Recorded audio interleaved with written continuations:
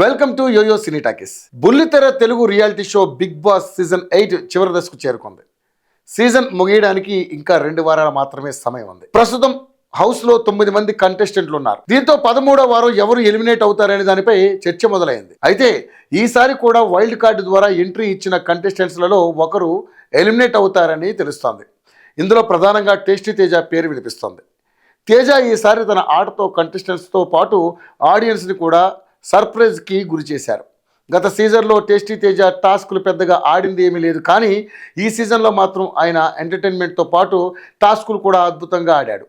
అసలు ఇలాంటి శరీరం పెట్టుకొని ఈ రేంజ్లో టాస్కులు ఎలా ఆడావరా స్వామి అంటూ నెటిజన్స్ సైతం ఆశ్చర్యపోయే రేంజ్లో ఆయన గేమ్ ఉంది. కేవలం ఫిజికల్ టాస్క్ మాత్రమే కాదు, తెలివితేటలు ఉపయోగించి ఆడే టాస్కుల్లో కూడా ఆయన విజయం సాధించి చూపించారు.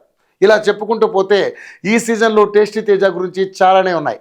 ఆయనకి ఈ సీజన్ పెద్ద ప్లస్ అయింది, కానీ ఎలాంటి నష్టం జరగలేదు. అయితే ఈ వారం టేస్టీ తేజకి బాగా నెగిటివ్ అయింది అనే చెప్పాలి. టాస్కులు ఆడేందుకు చాలా ప్రయత్నం చేశాడు, కానీ ఒక్క టాస్క్ కూడా గెలవలేదు. బ్రిడ్జి టాస్క్ని కనీసం పూర్తి చేసి ఉన్నా బాగుండేది, కానీ అది కూడా జరగలేదు. పైగా తాను ఓడిపోవడానికి కారణం గౌతమ్ అంటూ అతని పైకి నెట్టి నెగిటివ్ చేయాలని చూశాడు. గౌతమ్ కావాలని తను సోలో బాయ్ అని నిరూపించుకోవడానికి నన్ను ఎదవని చేశాడు అంటూ జనాలకు ఏదో చెప్పే ప్రయత్నం చేశాడు. అది మిస్ఫైర్ అయింది. ఈ వారం మొదటి రోజు నుంచే ఓటింగ్ లైన్లో అందరికంటే టేస్టీ తేజకి తక్కువ ఓట్లు పడుతూ వచ్చాయి. ఖచ్చితంగా అతను ఎలిమినేట్ అయ్యాడని సమాచారం. ఈ వారం అతనికి టాస్కులు ప్లస్ అవుతాయని అనుకున్నారు, కానీ అది జరగలేదు. దీంతో అతను ఎలిమినేట్ అవ్వాల్సి వచ్చింది. అయితే టేస్టీ తేజకి ఈసారి రెమ్యునరేషన్ విషయంలో బలంగా సంపాదించాడు. బిగ్ బాస్ టీం వాళ్ళు ఆయనకి వారానికి 2 లక్షల రూపాయలు ఇచ్చేందుకు ఒప్పుకున్నారని సమాచారం. ఈ లెక్కన 8 వారాలు హౌస్లో ఉన్న అతనికి 16 లక్షల రూపాయలు వచ్చాయి.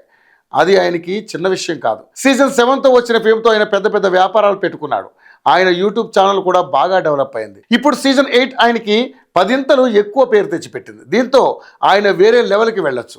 సినిమాలో కూడా అవకాశాలు రావచ్చు. ప్రస్తుతం అతను సంపాదించిన డబ్బుతో 4 ఏళ్లు పని లేకుండా ఇంట్లో ఖాళీగా కూర్చున్నా అడిగేవాళ్ళు లేరు. ఒక సామాన్య యూట్యూబర్ ఈ స్థాయికి ఎదగడం అనేది చిన్న విషయం అయితే కాదు.